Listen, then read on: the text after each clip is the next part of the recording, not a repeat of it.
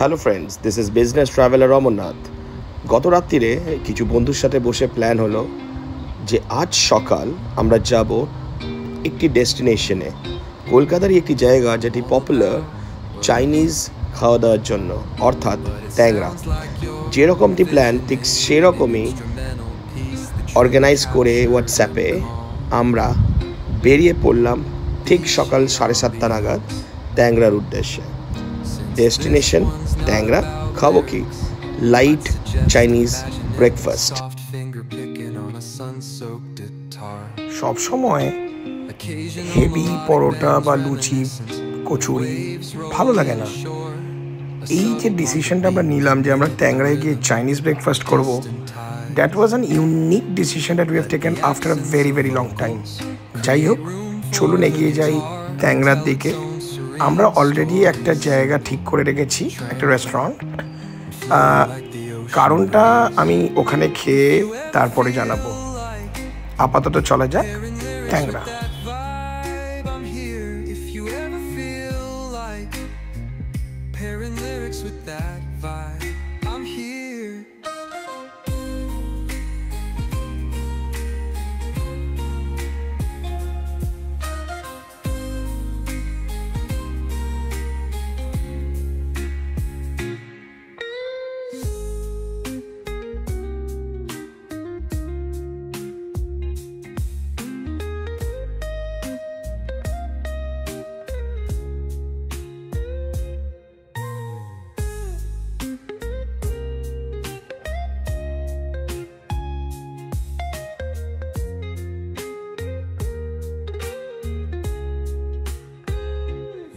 Ever feel like pairing lyrics with that vibe, I'm here.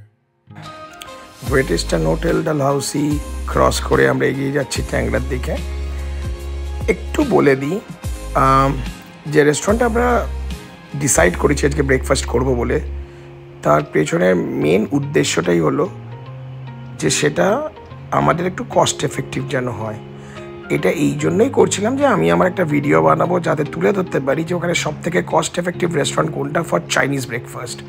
আমরা মোটামুটি research করেছিলাম যাবার আগে, এবং যেটা আমরা রিসার্চে বেরিয়ে এলো যে এই রেস্টুরেন্টটা থেকে হয়তো আর বেশি কস্ট এফেক্টিভ অন্য কোনো রেস্টুরেন্ট হবে না when you compare price with quantity of food. চলুন আমরা মোটামুটি বাই ওই আপনার পার্ক সার্কাসের কারেক্টার থেকে লেফট নিয়ে নিলাম ট্যাংরার দিকে। আর কয়েক মিনিটের মধ্যেই আমরা পৌঁছে যাবো রেস্টুরেন্ট। চলুন আমাদের সাথে।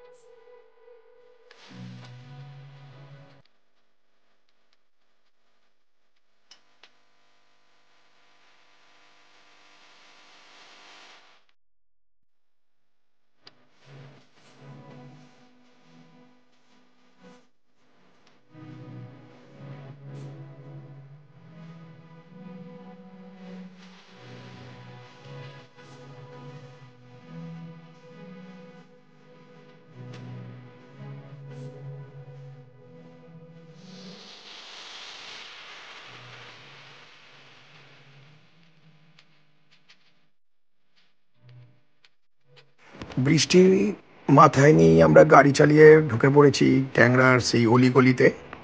এই যে রাস্তাটা, এটা অ্যাকচুয়ালি গেলে সোজা সোজা আপনি চলে যাবেন আইটিসি রয়্যাল বেঙ্গল বা JW ম্যারিয়টের ঠিক পেছন দিকে। 90 ডিগ্রি ওখানে হিট করছে মনে হবে আপনার। যাই হোক, এর ঠিক শেষের দিকে এই রাস্তাটা যেখানে পৌঁছচ্ছে তার ঠিক শেষের দিকেই আপনি বাঁহাতে পেয়ে যাবেন এই আমাদের রেস্টুরেন্টটি। আপনাকে এক্ষুনি আমরা গাড়ি থেকে নেমে দেখাচ্ছি। এই দেখুন আইটিসি রয়্যাল বেঙ্গল বা বাঁদিকে JW ম্যারিয়ট, আমরা তার ঠিক পেছনে। আর এই রেস্টুরেন্টটির নাম হচ্ছে কিনফা।